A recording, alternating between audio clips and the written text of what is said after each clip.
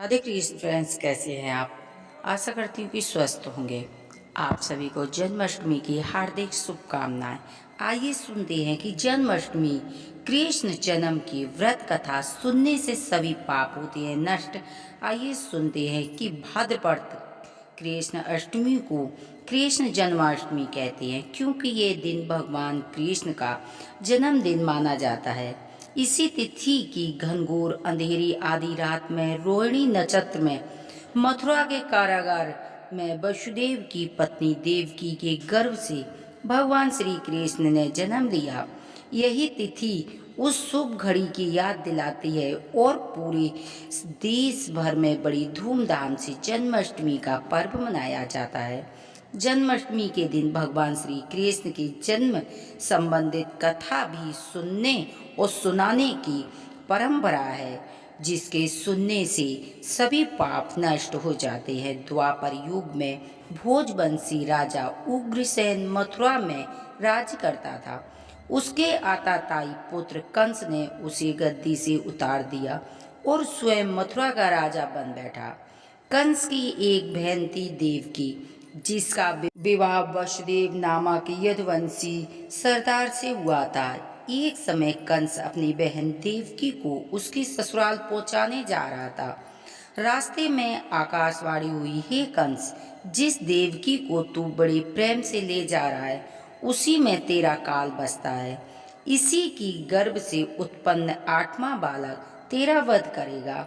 यह सुन कंस वसुदेव को मारने के लिए उद्यत हुआ।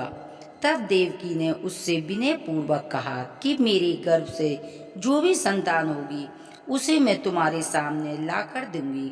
बहनों के मारने से कोई लाभ नहीं होगा। कंस ने देवकी की बात मान ली और मथुरा वापस चला आया। उसने वसुदेव देवकी को कारागृह में डाल दिया। वसुदेव देवकी के एक एक करके 7 बच्चे हुए। सातों बच्चों को जन्म लेते ही कंस ने मार डाला। अब 8वां बच्चा होने वाला था। कारागार में उन पर कड़े पहरेदार लगा दिए। उसी समय नंद की पत्नी यशोदा को भी बच्चा होने वाला था। उन्होंने वसुदेव देवकी के दुखी जीवन को देख 8वें बच्चे की रक्षा का उपाय रचा। जिस समय वसुदेव देवकी को पुत्र पैदा हुआ, उसी समय संयोग से यशोदा के गर्भ से एक कन्या का जन्म हुआ। वह कुछ नहीं, एक माया थी। जिस कोठरी में देवकी वसुदेव के कैद थे, उसमें अचानक प्रकाश हुआ और उनके सामने शंख चक्र गदा पंज धारण किए हुए चतुर्भुज भगवान प्रकट हुए। दोनों ने भगवान के चरणों में गिर पड़े। तब भगवान ने उनसे कहा कि अब मैं पुण्य नवजात शिशु का रूप धारण कर लेता हूँ। तुम मुझे इसी समय अपने मित्र नंद जी के घर वृंदावन ले चलो और जो उनके यहाँ कन्या जन्मी है उसे लाकर कंस के हवाले कर दो। इस समय अवतार अनुकूल नहीं है, फिर भी तुम चिंता मत करो। जागते हुए पहरेदार सो गए। कारागार के फाटक अपने आप खुल गए और यमुना ने भी पार जाने का रास्ता दे दिया। उसी समय वसुदेव नवजात शिशु के रूप में श्री कृष्ण को सूप में रखकर कारागृह से बाहर निकल पड़े अथवा यमुना को पार कर नंद जी के घर पहुँचे। वहां उन्होंने नवजात शिशु को यशोदा के साथ सुला दिया और कन्या को लेकर मथुरा आ गए। कारागृह के फाटक पूर्व बंद हो गए। अब कंस को सूचना मिली कि वसुदेव और देवकी को बच्चा पैदा हुआ है।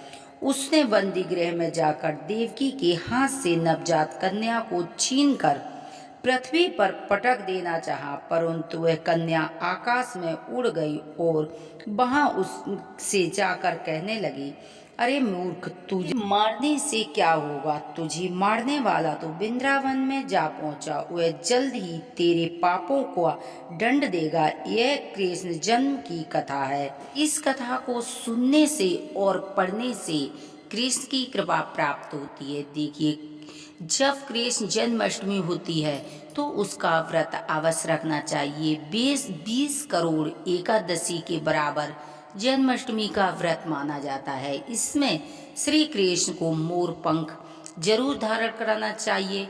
माखन मिश्री का भोग अवश्य लगाना चाहिए, जिससे कृष्ण भगवान अधिक प्रसन्न होते हैं। जिसको संतान नहीं है वो संतान हेतु कृष्ण को एक बांसुरी जरूर देना चाहिए और पति पत्नी मिलकर ओम क्लीम कृष्णाय नमः 108 बार मंत्र जरूर करना चाहिए। इस मंत्र को करने से जल्द संतान की प्राप्ति होती है। श्रद्धा विश्वास के साथ कथा पढ़े, सुने, शेयर करें। यदि हमारी जानकारियाँ आपको पसंद आती हैं तो प्लीज़ हमारे चैनल को सब्सक्राइब करें, वीडियो को लाइक करें। एक बार फिर से आप सभी को जन्माष्टमी की हार्दिक शुभकामनाएं। श्री राधे राधे।